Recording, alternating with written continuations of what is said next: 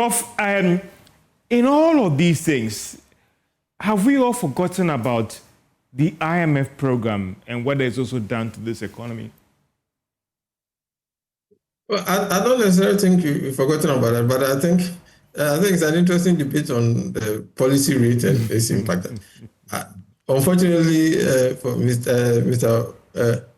Bedua Budget, I don't see the policy rate coming down at the next meeting at all. I think so. I think that, yes, it's true that the inflation rate has come down, but we always have to understand that we are still very far away from our medium-term target of 6 to 10%.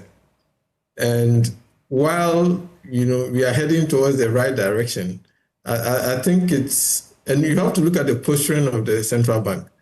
I think they seem to take the price stability issue much more seriously.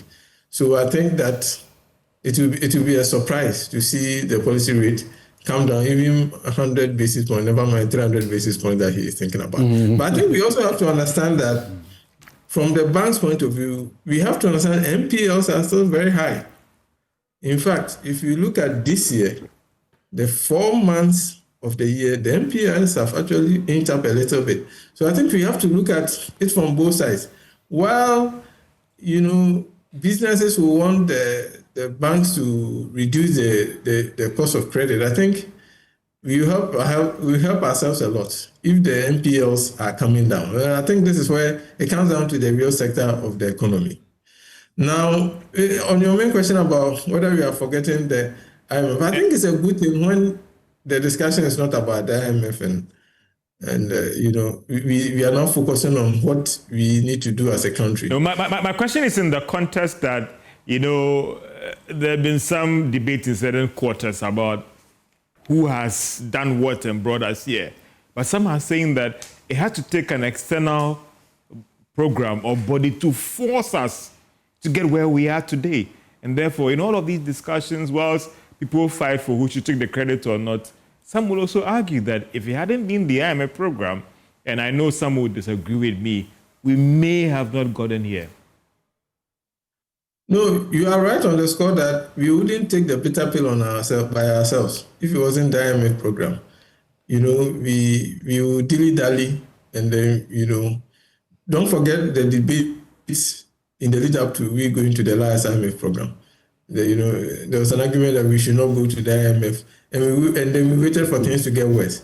So I think, in the main, the IMF program is doing what it's supposed to do: force government to, put its house in order, and then, force monetary authorities to streamline their policy making. And I think that's really, in the main, that's what is done.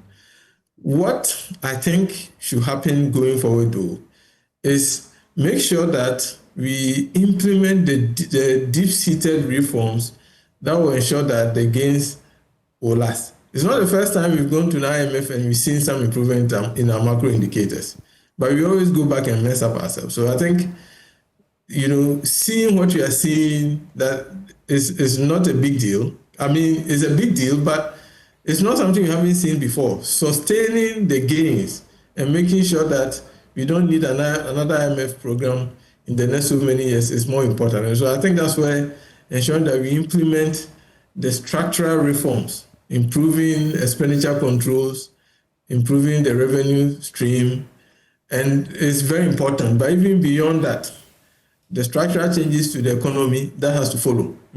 Because what the IMF program will do is to help us to stop the rot and then improve the environment.